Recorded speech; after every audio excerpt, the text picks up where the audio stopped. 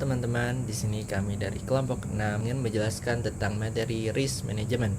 Adapun anggota kami ada Aulia Putri Amanda, Marsyanda Aulia Hendrawan, Muhammad Haikal Musakib, dan juga Falki Al-Abakhori. Baik, selanjutnya di sini saya ingin menjelaskan tentang apa itu project risk. Sebelum itu, mari membahas tentang proyek. Sebuah proyek beroperasi dalam lingkungan yang penuh dengan ketidakpastian, baik dalam pendanaan proyek, ketersediaan sumber daya yang diperlukan, perubahan ekspektasi klien, dan masih banyak lagi. Hal ketidakpastian tersebut banyak faktor yang tidak bisa dikontrol yang bisa mengganggu keberhasilan proyek. Nah, perbedaan antara proyek yang gagal dan proyek yang berhasil itu bukan terletak dari adanya masalah atau tidak, melainkan dari bagaimana rencana susun untuk menghadapi masalah ketika masalah tersebut muncul. Sekarang kita kembali ke project risk. Menurut Project Management Institute atau PMI, risiko proyek adalah peristiwa atau kondisi yang tidak pasti yang jika terjadi dapat berdampak positif ataupun negatif terhadap satu atau lebih dari tujuan proyek. Hal penting yang harus dipahami dalam pendekatan modern yaitu ketidakpastian dalam proyek bisa menghasilkan yang positif berupa opportunity ataupun hasil yang negatif berupa kerugian. Ketidakpastian yang saya sebutkan tadi itu menjadi dasar dari resiko proyek dan kebutuhan perusahaan untuk melakukan manajemen resiko. Nah, adapun manajemen resiko adalah seni dan ilmu dalam mengidentifikasi, menganalisis, dan merespon faktor resiko sepanjang siklus hidup proyek demi mencapai tujuan proyek. Lalu apa sih kegunaan dari manajemen risiko? Secara umum, proses manajemen risiko itu mencangkup dari pertanyaan-pertanyaan berikut. Yang pertama, apa yang mungkin akan terjadi, yaitu probabilitas dan juga dampaknya. Yang kedua, apa yang bisa dilakukan untuk meminimalkan kemungkinan atau dampak kejadian tersebut. Yang ketiga adalah apa saja tanda awal yang perlu diperhatikan. Dan keempat adalah apa kemungkinan hasil dan masalah tersebut dan bagaimana reaksi yang harus dipersiapkan. Project risk. Jadi resiko proyek dapat dinyatakan dengan persamaan sederhana, yaitu resiko sama dengan probabilitas terjadinya peristiwa dikalikan dengan konsekuensi peristiwa. Jadi artinya setiap resiko harus dievaluasi berdasarkan dua elemen utama. Yang pertama adalah kemungkinan terjadinya, yang kedua adalah dampak atau konsekuensinya. Dalam bukunya, Pinto memberikan contoh yang sangat mudah dipahami. Contohnya seperti ini. Resiko seorang manajemen proyek tersambar petir mungkin memiliki dampak besar terhadap proyek, tapi probabilitasnya itu sangat rendah, sehingga tidak perlu dipikirkan, tidak perlu dikhawatirkan oleh perusahaan. Sebaliknya, pergantian karyawan, misalnya resign ataupun ada kehilangan anggota tim penting, itu memiliki dampak yang serius dan juga kemungkinannya itu cukup tinggi di beberapa organisasi. Oleh karena itu, resiko seperti ini yang memerlukan strategi dan juga yang harus lebih didahulukan oleh perusahaan. Resiko dan peluang adalah dua sisi dari koin yang sama, yaitu keduanya muncul dari ketidakpastian proyek. Bisa dilihat pada tabel di kanan samping. Sepanjang siklus hidup proyek, dari tahap konsep dan hingga finish, tingkat ketidakpastian menciptakan resiko dan juga peluang yang sangat tinggi di awal, namun masih dengan nilai yang dipertaruhkan kecil.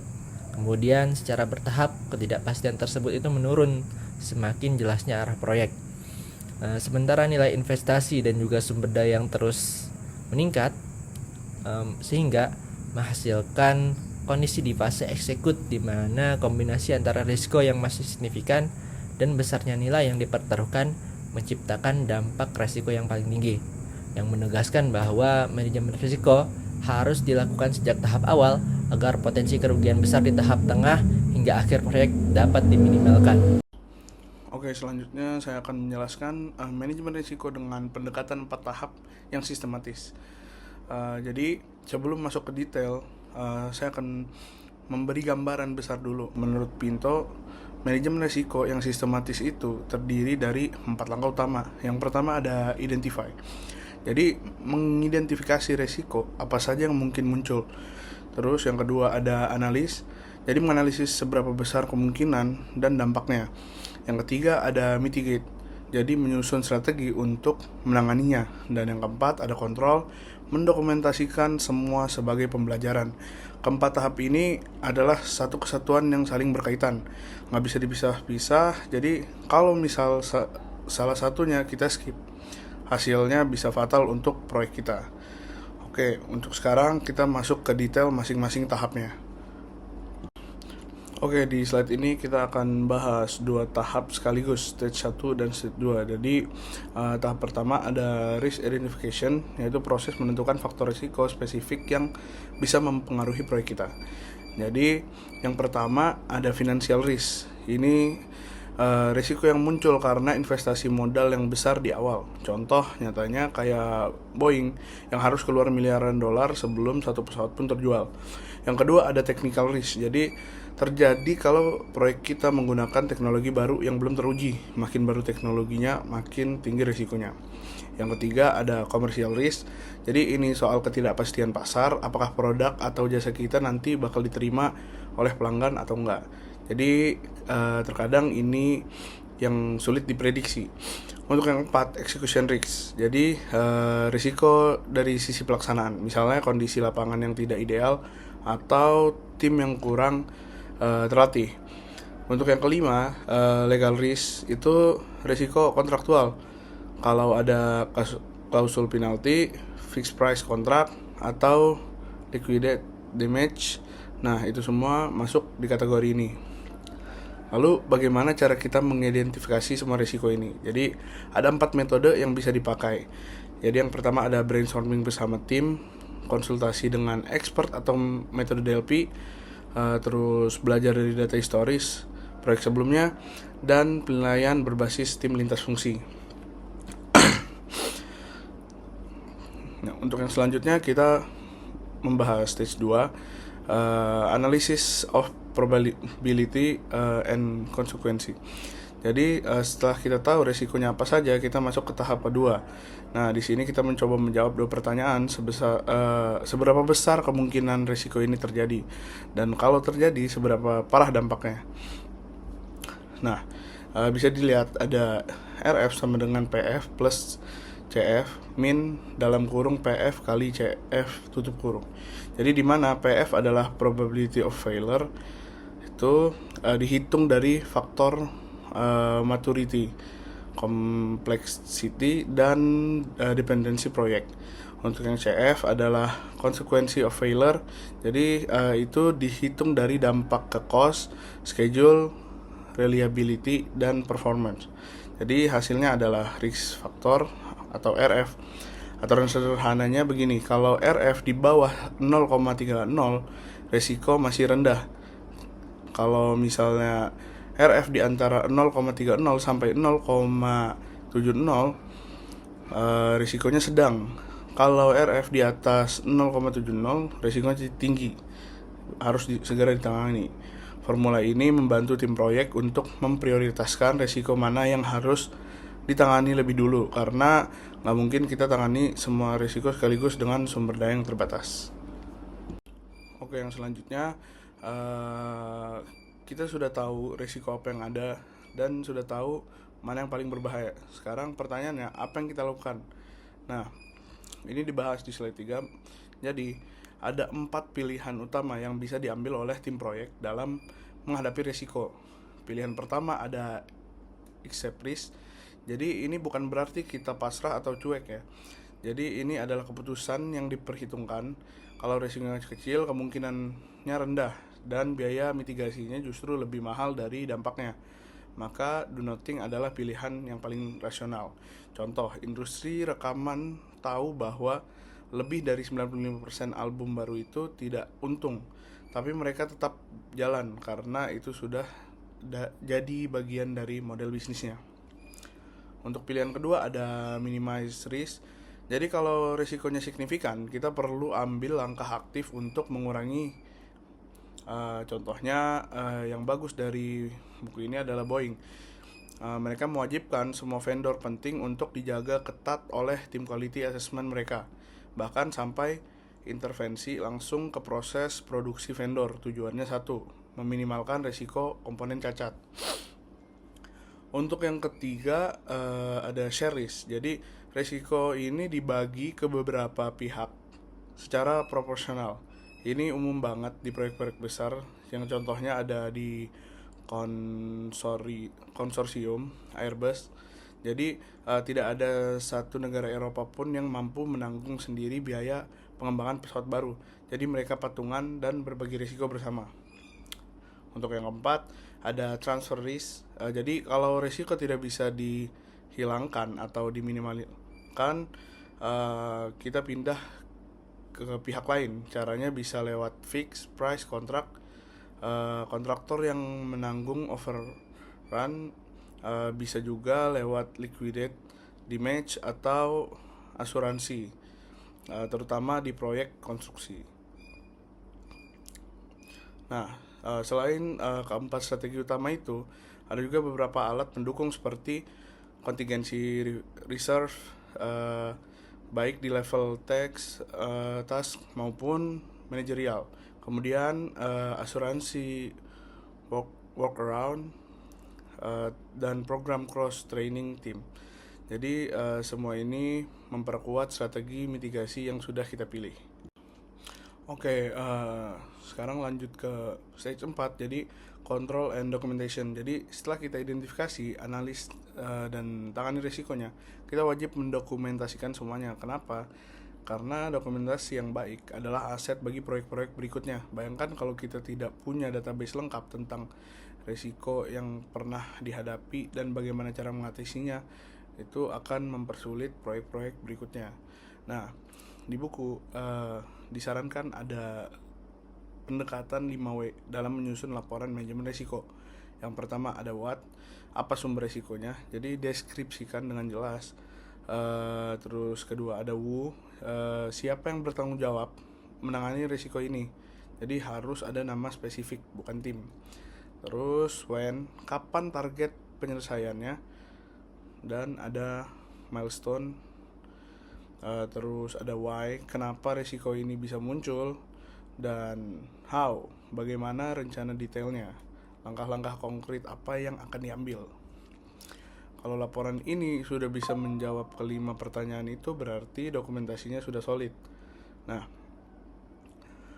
di sisi kanan ini ada risk breakdown struktur atau RBS. Ini adalah alat bantu visual yang sangat berguna untuk memetakan risiko secara hierarkis. Jadi dari level yang paling umum sampai ke risiko yang paling spesifik.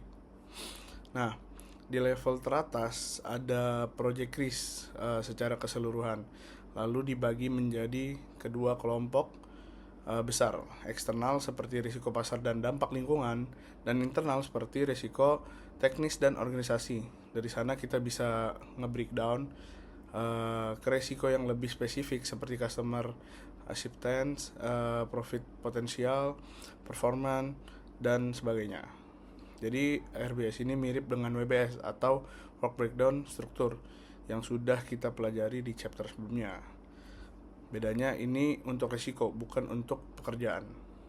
Baik, saya akan membahas materi selanjutnya, yaitu Project Risk Management and Integrated Approach atau yang sering disebut dengan PRAM.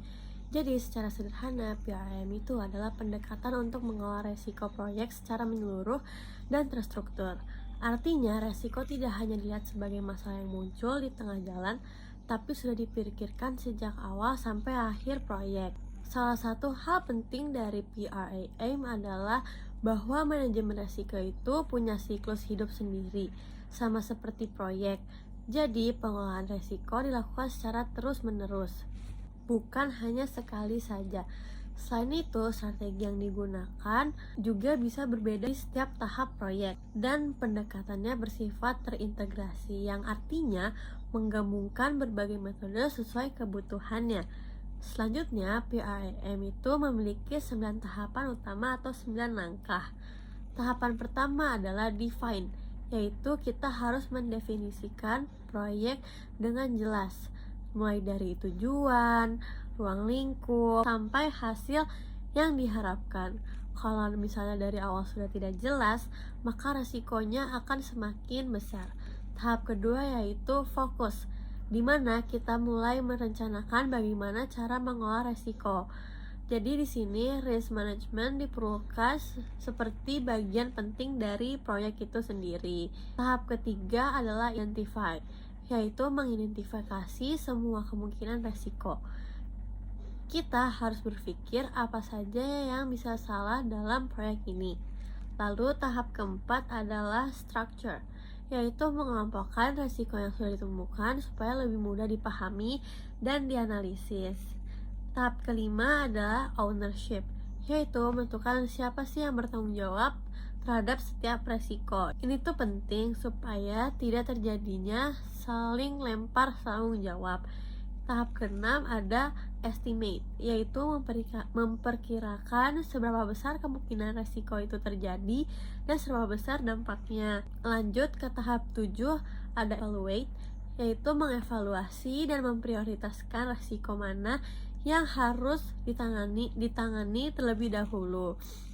Tahap ke-8 yaitu plan, di mana kita menyusun strategi untuk menghadapi resiko seperti menghindari, mengurangi, atau menerima resiko tersebut. Lalu tahap terakhir yaitu tahap yang ke-9 adalah manage, yaitu memantau resiko dalam proyek berjalan dan melakukan penyesuaian jika diperlukan. Jadi proses ini berlangsung terus-menerus. Lalu kenapa PRM itu penting? Karena dalam setiap proyek resiko itu pasti ada, entah itu keterlambatan biaya yang membengkak atau bahkan kegagalan proyek. Nah, PRM itu membantu kita supaya tidak hanya bereaksi ketika masalah muncul saja, tapi bisa mengantisipasi sejak awal. Lalu kesimpulannya adalah PRM itu membantu kita untuk mengolah resiko secara sistematis, bukan hanya sekedar asal atau reaktif saja. Dengan pendekatan ini, kita bisa lebih siap menghadapi ketidakpastian dan meningkatkan peluang keberhasilan proyek.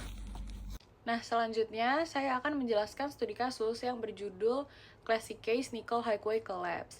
Latar belakang dari studi kasus ini yaitu pada tanggal 20 April tahun 2004, jalan raya yang bernama Nickel Highway di Singapura itu ambruk dan membentuk lubang besar akibat kegagalan konstruksi terowongan MRT Circle Line di bawahnya. Akibatnya, 4 pekerja meninggal dan 3 luka-luka. Penyebab awalnya yaitu runtuhnya struktur penahan tanah atau retaining wall. Hal ini terjadi karena sistem penyangga atau bracing tidak mampu untuk menahan beban. Dan berikut adalah gambar dari insiden Nickel Highway Collapse. Bisa dilihat di gambar tersebut bahwa kerusakan dari runtuhan tersebut sangat parah dan juga menimbulkan banyak kerugian. Berdasarkan insiden tersebut, initial response atau respon awal dari pemerintah Singapura yang pertama, menghentikan proyek penggalian lain, yang kedua, melakukan investigasi menyeluruh, dan yang ketiga, mengundang ahli internasional. Dan temuan yang mereka temukan yaitu yang pertama, desain struktur under design atau tidak cukup kuat, yang kedua, analisis tanah yang salah, yaitu overestimate kekuatan tanah, dan yang ketiga, beban pada strut atau penyangga yang diremehkan. Dan yang keempat, sistem tidak mampu mendistribusikan beban saat terjadi tekanan berlebih. Penyebab utama atau apportioning blame-nya adalah kegagalan sambungan antara struktur penyangga dan dinding atau diagram wall. Dan pihak-pihak yang terlibat yaitu LTA, NLC, konsultan, dan subkontraktor. Berdasarkan dari LTA's view atau pandangan LTA, di sini LTA menilai NLC bahwa mereka lalai dan tidak jujur, lalu mereka juga salah dalam menggunakan metode analisis tanah, seperti memakai data drain soil yang harusnya itu undrain, lalu juga mengakibatkan salah perhitungan beban. Dan kesalahan-kesalahan lain yaitu desain sambungan terlalu lemah, bahkan 2 kali lebih lemah dari kebutuhan. Dan kedua, mereka juga menggunakan material pengganti atau scrap demi menghemat biaya. Dan yang ketiga, mereka juga menyembunyikan kerusakan dari LTA. Dan jika dari pandangan NLC sendiri, NLC berpendapat bahwa penyebab utamanya adalah pergerakan tanah yang tak terduga. Lalu terjadi perubahan posisi dinding yang mengakibatkan mengubah sudut penyangga dan menyebabkan deformasi dan kegagalan. Lalu NLC juga membela diri bahwa mereka menganggap metode analisis yang mereka gunakan sudah tepat, lalu LTA itu sudah mengetahui metode yang digunakan dan menganggap beban masih dalam batas. Lalu NLC juga mengakui bahwa kegagalan itu terjadi pada sambungan strut level 9. Strut mengalami buckling atau tekuk karena overload, desain sambungan dan ukuran baja tidak memadai, dan terjadi runtuh bertahap hingga total collapse dalam 1 jam.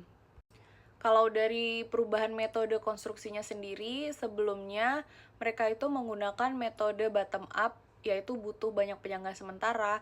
Lalu setelah kejadian itu, akhirnya mereka beralih ke top down method, lalu menggunakan slab beton permanen sebagai penopang agar lebih aman dan mengurangi resiko.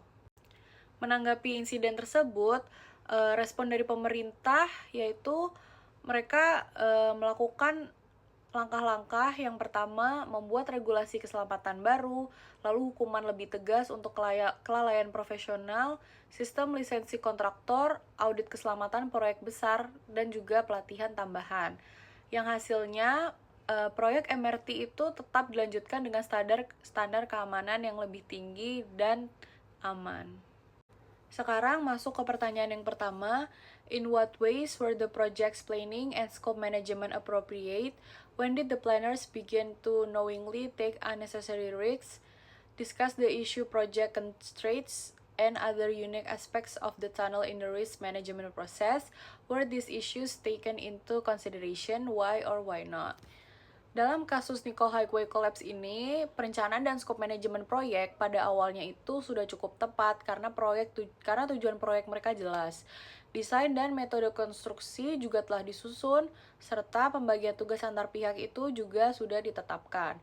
Namun, perencanaan mulai secara sadar mengambil resiko yang tidak perlu ketika menggunakan analisis tanah yang tidak sesuai dan tetap melanjutkan pekerjaan. Meskipun muncul tanda-tanda kegagalan seperti deformasi struktur. Proyek ini juga memiliki keterbatasan dan karakteristik khusus seperti kondisi tanah yang kompleks, lokasi di area padat, serta adanya tekanan biaya dan waktu yang tinggi. Faktor-faktor tersebut seharusnya menjadi pertimbangan utama dalam manajemen risiko, tapi pada kenyataannya itu tidak diperhitungkan secara maksimal karena adanya tekanan efisiensi dan kurangnya transparansi dari mereka sendiri. Akibatnya, pengelolaan risiko menjadi lemah dan berujung pada kegagalan proyek. Selanjutnya, pertanyaan yang kedua, conduct either qualitative or quantitative risk assessment of this project. Identify the risk factors that you consider most important for underground tunnel construction. How would you assess the riskiness of the project? Why? Jadi, penilaian risiko dapat dilakukan secara kualitatif dengan mengidentifikasi kemungkinan terjadinya kegagalan dan dampaknya. Faktor risiko yang paling penting dalam konstruksi terowongan bawah tanah yaitu meliputi kondisi tanah yang tidak pasti, kesalahan analisis geoteknik, desain struktur yang tidak memadai, serta lemahnya pengawasan selama konstruksi. Selain itu, tekanan biaya dan waktu juga meningkatkan potensi pengambilan keputusan yang beresiko. Berdasarkan faktor-faktor tersebut, proyek ini dapat dinilai memiliki tingkat risiko yang sangat tinggi. Kenapa? Karena mereka itu berada di lingkungan bawah tanah yang kompleks dan memiliki dampak kegagalan yang fatal, baik itu terhadap keselamatan manusia maupun infrastrukturnya. Tingginya risiko ini harusnya diimbangi dengan sistem pengendalian yang ketat, namun kasus ini tidak dilakukan secara optimal sehingga menyebabkan terjadinya insiden. Masuk ke pertanyaan nomor 3, what forms of risk mitigation would you consider appropriate for this project? Jadi, mitigasi risiko yang tepat seharusnya dilakukan yaitu dengan pendekatan yang lebih konservatif sejak tahap perencanaan hingga pelaksanaan. Hal ini mencakup penggunaan metode analisis tanah yang akurat dan asumsi yang lebih aman, serta desain struktur dengan margin keamanan yang lebih tinggi agar mampu menahan beban aktual. Selain itu, perlu adanya sistem monitoring yang ketat selama konstruksi untuk mendeteksi adanya perubahan kondisi tanah atau struktur secara dini, sehingga pekerjaan mereka dapat segera dihentikan jika muncul adanya indikasi kegagalan. Pengendalian kualitas material, transparansi komunikasi antar pihak, serta audit independen juga menjadi langkah penting untuk memastikan bahwa setiap potensi resiko itu dapat ditangani dengan cepat. Dengan penerapan mitigasi tersebut, kemungkinan terjadinya kegagalan atau insiden dari highway tersebut dapat diminimalkan. Sebagai kesimpulan, dari kasus ini kita dapat belajar bahwa dalam suatu proyek konstruksi, terutama yang memiliki resiko tinggi, kesalahan kecil dalam analisis dan pengambilan keputusan itu bisa berdampak sangat besar bagi manusia maupun infrastruktur. Oleh karena itu, manajemen resiko dan pengawasan yang ketat menjadi hal yang tidak bisa ditawar dan harus bisa menjamin keamanannya. Sekian presentasi dari kelompok kami, mohon maaf jika ada salah kata. Terima kasih. Semoga teman-teman semua dapat memahami pentingnya risk management dalam proyek konstruksi.